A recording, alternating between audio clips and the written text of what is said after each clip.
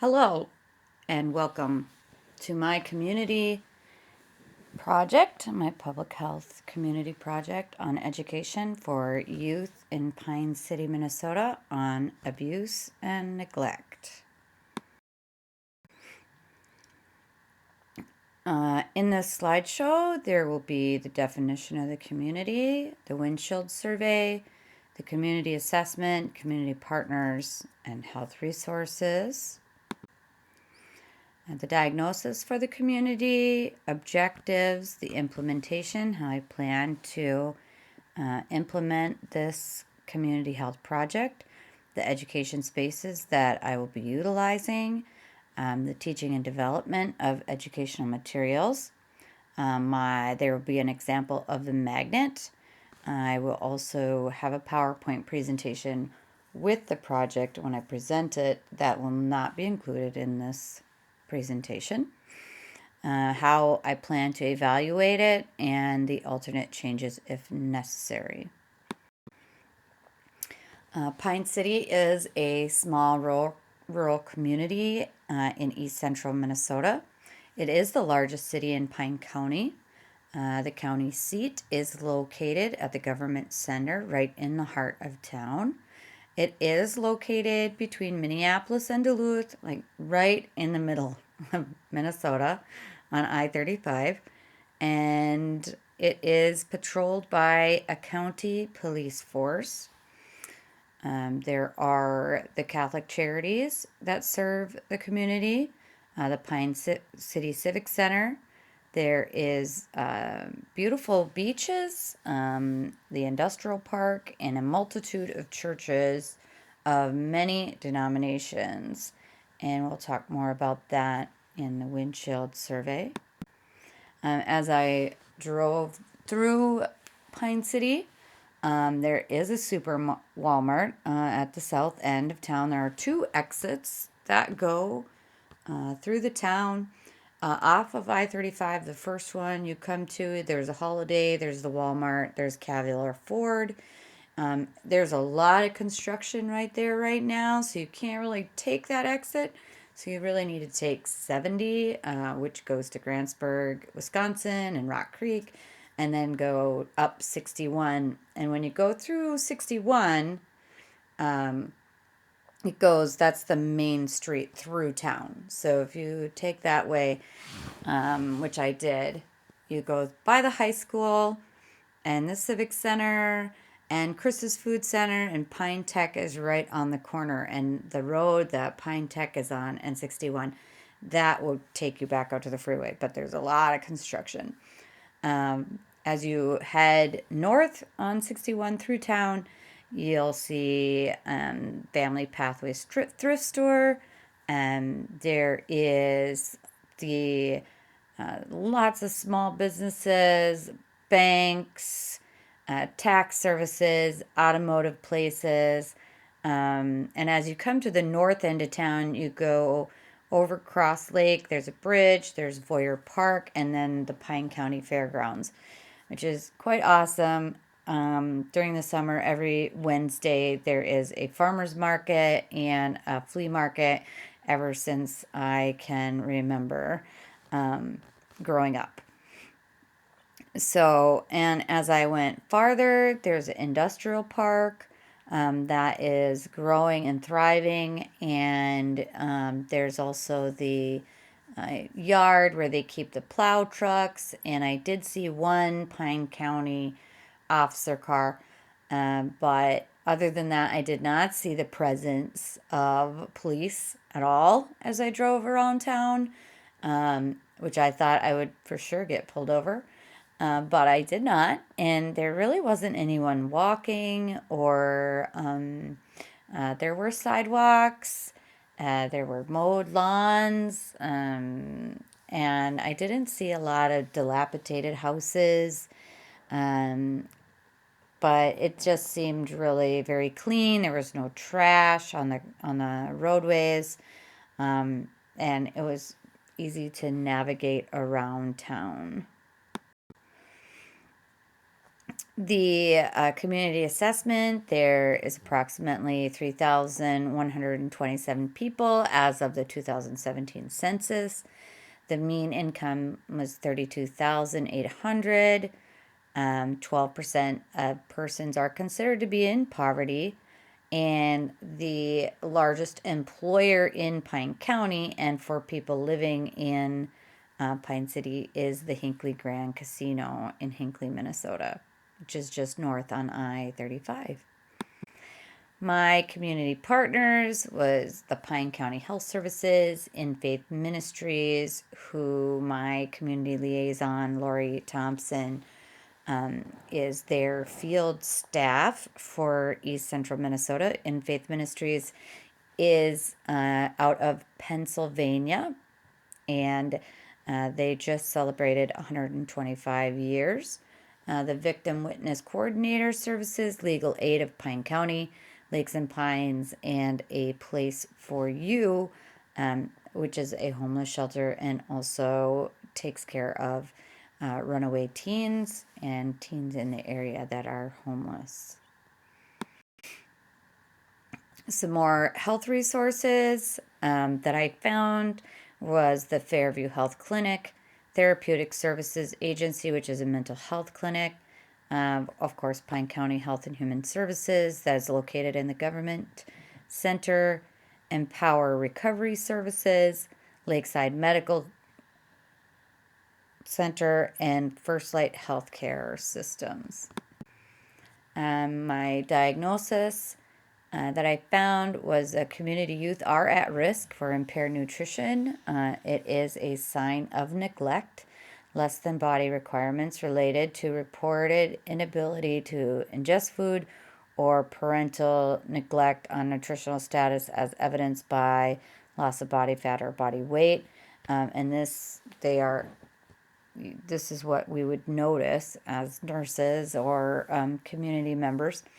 They're also at risk for anxiety that may be related to change in health or interaction patterns, as evidenced by reported fearfulness and feelings of powerlessness and consequences.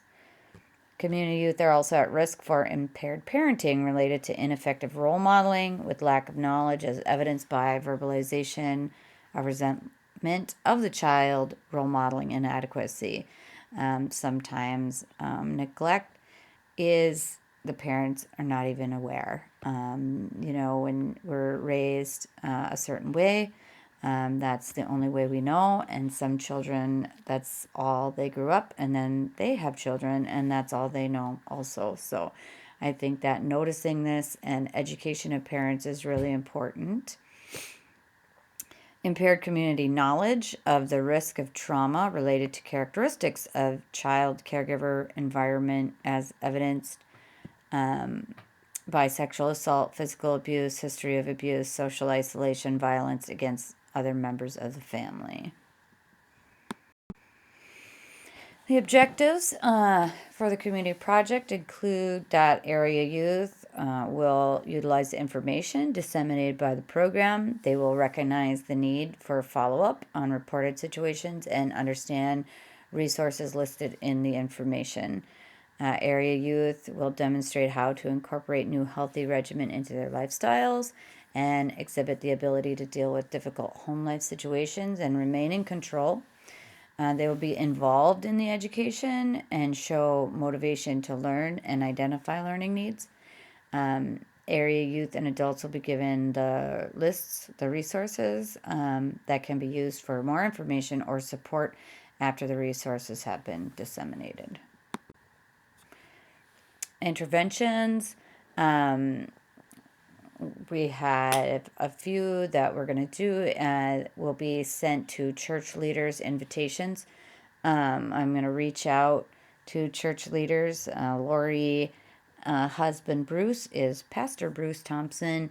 He pastors many churches in the area. They are well seated in the community.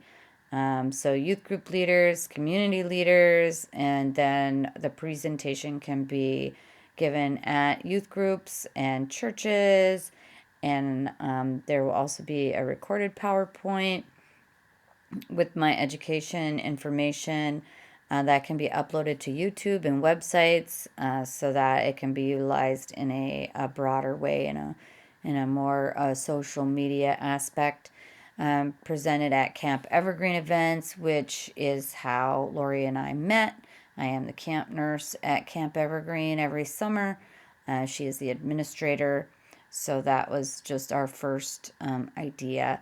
There will be magnets that there's an example later in the PowerPoint, Facebook invitations to the Evergreen events. And then Lori sends out a monthly newsletter in email. Here are the spaces, Evergreen events, churches, community centers, libraries. I was also thinking the college and the high school and the elementary school. Teaching and develop of the materials. A lot of the information is online. Also, personal knowledge, and Lori has a background in psychology and sociology. She has a master's in sociology. And so, child abuse is described as neglect or mistreatment of infants or anyone under the age of 18.